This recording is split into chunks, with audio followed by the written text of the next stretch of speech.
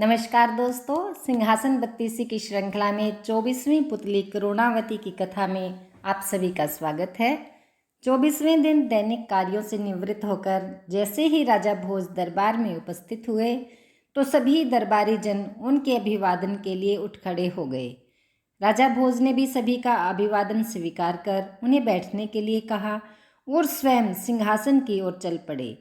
लेकिन जैसे ही उन्होंने सिंहासन की पहली सीढ़ी पर कदम रखना चाहा, तभी सिंहासन में जड़ित 24वीं पुतली करुणावती उनके सामने प्रकट होकर खड़ी हो गई और बोली, ठहरो राजा भोज, पहले मेरे मुख से राजा विक्रमादित्य के कला मर्मज्ञ होने से संबंधित एक कथा सुन लो। उसे सुनने के बाद ही तुम सिंहासन पर बैठने का विचार करना। इतना कहकर पुतली राजा भोज को कथा सुनाने लगी। राजा विक्रमादित्य सच्चे ज्ञानियों के बहुत पारखी थे। वे उनके अनुभव और ज्ञान का भरपूर सम्मान करते थे।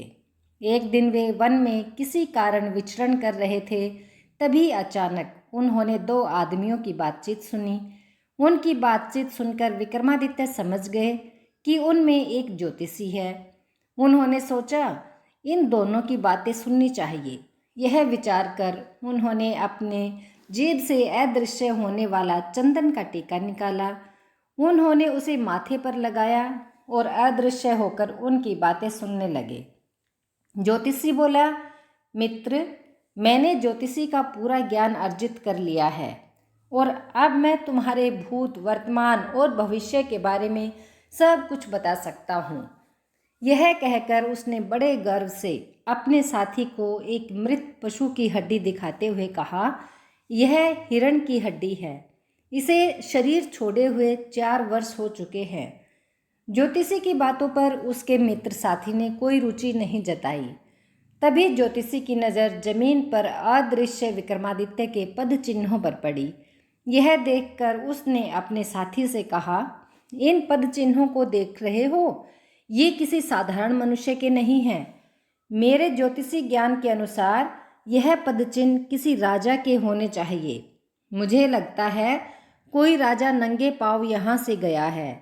यह कहकर ज्योतिषी अपने मित्र को साथ लेकर पद चिन्हों का अनुसरण करता हुआ आगे बढ़ने लगा। काफ़ी दूर निकलने पर उसे एक लकड़हारा पेड़ के नीचे लकड़ियाँ बटोरता हुआ दिखाई दिया। उसने लकड़हारे से पूछा, क्यों भाई, तुम इस पेड़ पर लकड़ी कब से काट रहे हो? क्या तुमने इधर से किसी राजा को नंगे पांव पैदल चलते हुए देखा है? यह सुनकर लकड़हारा बोला, मैं सूर्य निकलने से पहले ही इस पेड़ पर लकड़ी काट रहा हूँ।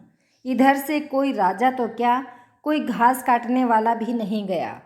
फिर राजा वन में क्यों चलने लगा? ज्योतिषी सोचने लगा, इधर से जब कोई राजा नहीं गया तो फिर यह किसके पाँव के निशान हैं? साधारण आदमियों के तलवों में ऊर्ध्व रेखा और कमल के फूल होते नहीं हैं। यह सोचकर ज्योतिषी ने लकड़हारे से कहा, भाई, क्या तुम अपने दाहिने पैर का तलवा मुझे दिखा सकते हो? लकड़हारे ने आश्चर्य से कहा, क्यों, किस उद्देश्य से? ज्योतिषी बोला, भाई, मैं ज्योतिषी विद्या का ज्ञानी हूँ। लेकिन लकड़हारे ने अपने पैर के तलवे दिखाने से इनकार कर दिया। तब ज्योतिषी ने कहा, अरे भाई, मेरी बात समझने की कोशिश करो। फिर उसने कुछ दूर स्पष्ट नजर आ रहे पद चिन्हों की ओर संकेत करते हुए कहा, मैं उनके विषय में निश्चित होना चाहता हूँ कि वे तुम्हारे पैरों के हैं या किसी और के। आखिर लकड़हारे ने ज्योतिषी को अपने दाहिने पैर का तलवा दिखा दिया। ज्योतिषी उस आदमी के तलवे में देखकर आश्चर्यचकित हो उठा, क्योंकि उसके तलवे में ऊर्ध्व रेखा और कमल के फूल थे। ऊर्ध्व रेखा और कमल के फूल राजा के पैर के तलवे में होते हैं, लेकिन यह लकड़हारा तो साधारण आदमी है। ज्योतिषी के मित्र ने भी लकड़हारे के पैर में बनी कमल आकृति को देखा और इस बात से संतुष्ट हो गया कि पदचिन्ह के आधार पर उसके ज्योतिषी मित्र ने वैसा पांव ढूंढ लिया। उसने कहा, मित्र, अब तुम इस बात को साबित करो कि यह ऊर्ध्व रेखा और कमल आकृति वाला पांव युक्त व्यक्ति किसी राजा का ही है। ज्योतिषी बुरी तरह से चकरा गया। उसने लकड़हारे से पूछा, तुम लकड़ियाँ काटने का काम कब से कर रहे हो? लकड़हारा बोला, जब से मैंने होश संभाला है। यह तो अपना पुश्तैनी काम है। मेरे पिता और दादा भी इसी काम को करते थे। यह सुनकर ज्योतिषी चुप हो गया। उसके हृदय को बड़ा आघात लगा। वह सोचने लगा, उसने इतनी मेहनत से ज्योतिषी विद्या पढ़ी है, क्या उसकी मेहनत व्यर्थ गई? मेरी ज्योतिषी विद्या के अनुसार ऊर्ध्व रेखा और कमल के फूल से युक्त तलवे वाले मनुष्य को राजा होना चाहिए, लेकिन यह तो एक साधारण लकड़हारा है। नहीं, मेरा ज्योतिषी ज्ञान गलत नहीं हो सकता। यह लकड़हारा जरूर किसी राजकुल से है तथा किसी परिस्थितिवश लकड़ी काटने का काम करता है।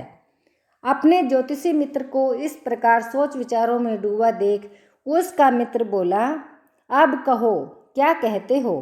पहले ही परीक्षण में तुम खोटे सिक्के निकले। ज्योतिषी बोला, नहीं मित्र, ऐसी बात नहीं है। मेरा ज्ञान कदापि झूठा नहीं हो सकता। प्रमाण के लिए मैं राजा विक्रमादित्य के पैर देखना चाहता हूँ। देखूं उनके पाँव के ये लक्षण हैं या नहीं। अगर उनके पाँव में ये लक्षण नहीं हुए तो मैं अपनी ज्योतिषी शास्त्र की पुस्तकों को जला दूंगा। और फिर दोनों राजा विक्रमादित्य के महल की ओर चल दिए। वहां जाकर राजा विक्रमादित्य से उनके पैर दिखाने का आग्रह किया। विक्रमादित्य ने मुस्कुराकर अपना पैर आगे बढ़ा दिया, लेकिन यह क्या?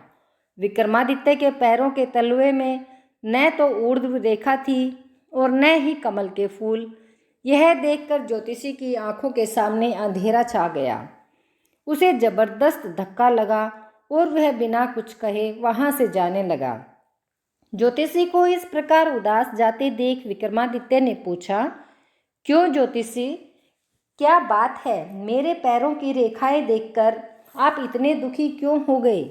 सब कुशल तो है ना? आप बिना कुछ बताए ही क्यों जा रहे हैं?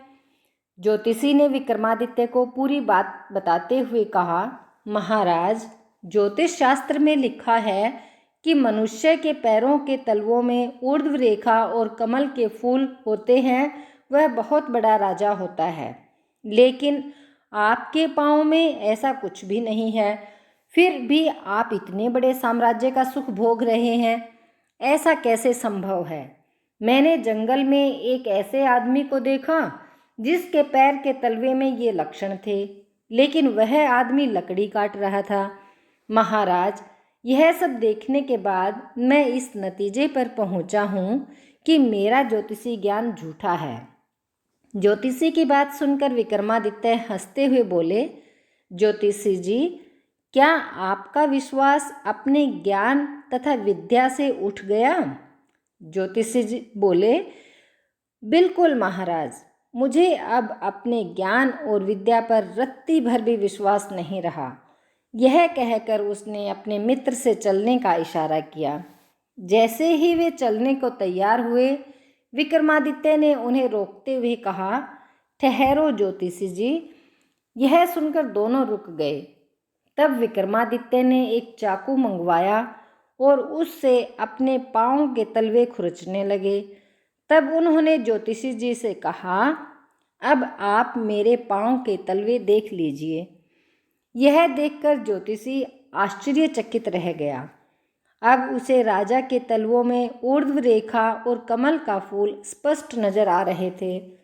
तब विक्रमादित्य ने कहा, जंगल में तुमने जिस लकड़हारे के पैर देखे थे वह मैं ही था। मैंने तुम्हारा भ्रम मिटाने के लिए अपने तलवों पर खाल की परत चढ़ा दी। ज्योतिष शास्त्र तो पढ़ा है, लेकिन अधूरा पढ़ा है, क्योंकि हाथों और पैरों की रेखाओं से ही कोई आदमी बड़ा छोटा नहीं होता। मनुष्य को बड़ा या छोटा उसके कर्म बनाते हैं।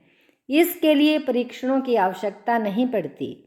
यह सुनकर ज्योतिषी विक्रमादित्य के चरणों में गिरकर बोला, मैं धन्य हूँ महाराज, जो आप जैसे ज्ञानी और विवेकवान राजा के राज्य में रहता हूँ। यह कथा सुनाकर पुतली बोली, राजा भोज, सुना तुमने? अगर तुमने कभी किसी ज्ञानी के अधूरे ज्ञान के प्रति सीख दी है तो तुम इस सिंहासन पर बैठने के हकदार हो, अन्यथा नहीं। यह कहकर पुतली अदृश्य होकर अपने स्थान पर समा गई। पुतले की बात सुनकर राजा भोज ने अपनी गर्दन झुका ली, लेकिन उनके मन में सिंहासन पर बैठने का लोभ नहीं गया। अगले दिन सिंहासन पर बैठने का विचार कर वह उस समय अपने महल को वापस लौट आए। तो यह थी सिंहासन बत्तीसी की कहानी, जो 24वीं पुतली करुणावती ने राजा भोज को सुनाई। दोस्तों, सिंहासन बत्तीसी की और कहानियों के लिए आप मेरे चैनल को सब्सक्राइब कर लें, और कहानी आपको पसंद आई है तो इसे लाइक अवश्य करें और अपने दोस्तों को इंस्टाग्राम, फेसबुक और व्हाट्सएप पर ज़रूर शेयर करें। धन्यवाद।